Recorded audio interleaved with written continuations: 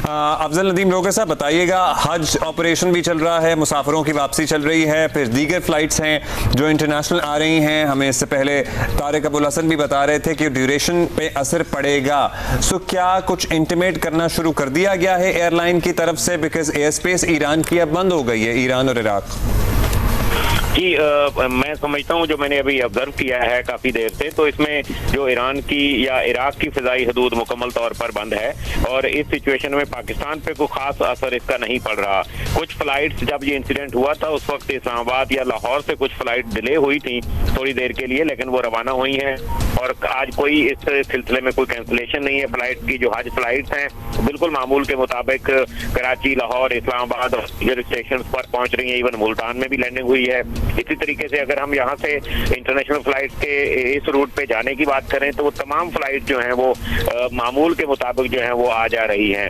अगर हम बात करें इससे जो सबसे ज्यादा लॉन्ग रूट का जो फर्क हमारा पाकिस्तान का पहले इसलिए नहीं है कि हम बहुत कम जो है वो ईरान की फिजाई हदूद इस्तेमाल करते हैं। इस वजह से जो है वो लॉन्ग रूट हमारा जो चल रहा था, तो वो कौन से रूट हैं जिनके लिए हम ईरान की फिजाई हदूद इस्तेमाल करते हैं और उस पर क्या फर्क पड़ा है?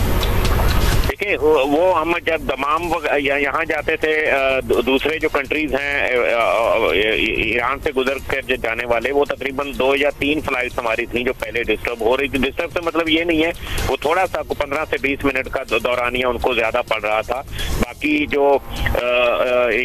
ऑलरेडी जो है वो हम जो जैसे हम अगर सऊदी अरब की बात करें, रात की बात करें या दमाम की बात करें, तो ये तमाम फ्लाइट्स हमारी जो है वो ऑलरेडी मामूल के मुताबिक चल रही हैं।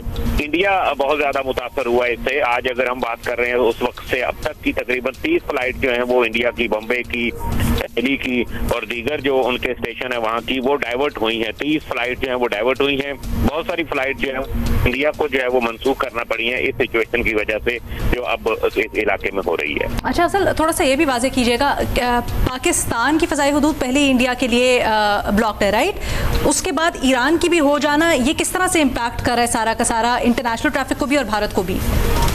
देखिए, पहले तो थोड़ा बहुत इनका 2-1.5 घंटे का फर्क था ना। अगर अब ईरान है, ईरान के बाद आप इराक वाला जो एरिया लेते हैं वो पूरा का पूरा तकरीबन इनका 3 घंटे मेरा ख्याल है। पाकिस्तान, ईरान और इसी तरीके से इराक बंद हो जाने से इंडिया के लिए जो है वो सबसे ज्यादा जो इफेक्ट पड़ रहा है एयर इंडिया पे।